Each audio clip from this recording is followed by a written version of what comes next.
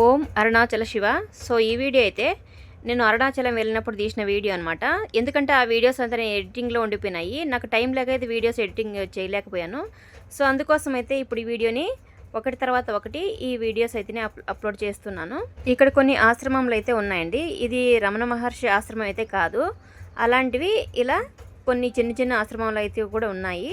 So నేనైతే ఇది first చూసి రమణ మహర్షి ఆశ్రమం అయితే అనుకున్నాను, కానీ కాదు. ఎందుకంటే నేను ఇది పోవడం మూడోసారి అనమాట అరుణాచలానికి. కానీ చిన్న చిన్న ఆశ్రమాలు అయితే ఉన్నాయి కాబట్టి నేను ఫస్ట్ టైం అయితే ఈ ఆశ్రమం లోపలికైతే వెళ్ళి చూసిన. చాలా బాగున్నాయి నిజంగా. కొన్ని ఇంతకుముందు నేను 2 సార్లు పోయినప్పుడు సరిగా లింగాల దర్శనము చేయలేదు, ఇలాగా ఆశ్రమం దర్శనము ఏమీ చేయలేదు. ఈసారి అయితే ఆల్మోస్ట్ చాలా వరకు నేను బయట కవర్ చేసుకువచ్చాను. వాటిని మీ అందరికీ చూపిద్దామనేసి వీడియో రూపంలో తీసుకొచ్చానండి. సో ప్రతి ఒక్కరూ వెళ్ళిన వాళ్ళు ఉంటారు, వెళ్ళకని ఉండే వాళ్ళు కూడా ఉంటారు కదా. సో ప్రతి ఒక్కరూ చూడండి. ఇక్కడ చూసారు శివలింగాలు, నందీశ్వరులు అయితే చాలామంది ఉన్నారు.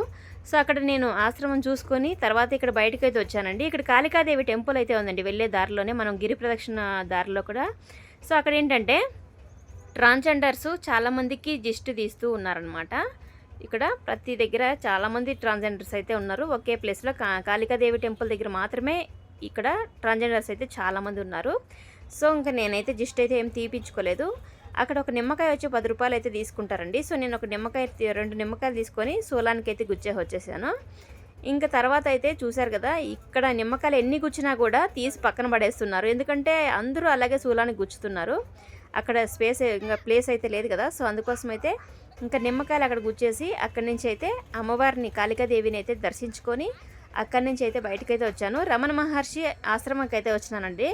చూడండి, ఈ రమణ మహర్షి అక్కడైతే వీడియో అలవ్ లేదు. భలే సైలెంట్గా ఉంటుంది అసలు. చాలా అద్భుతంగా ఉంది. నేను ఫస్ట్ టైం ఈ ఎక్స్పీరియన్స్ చేయడము.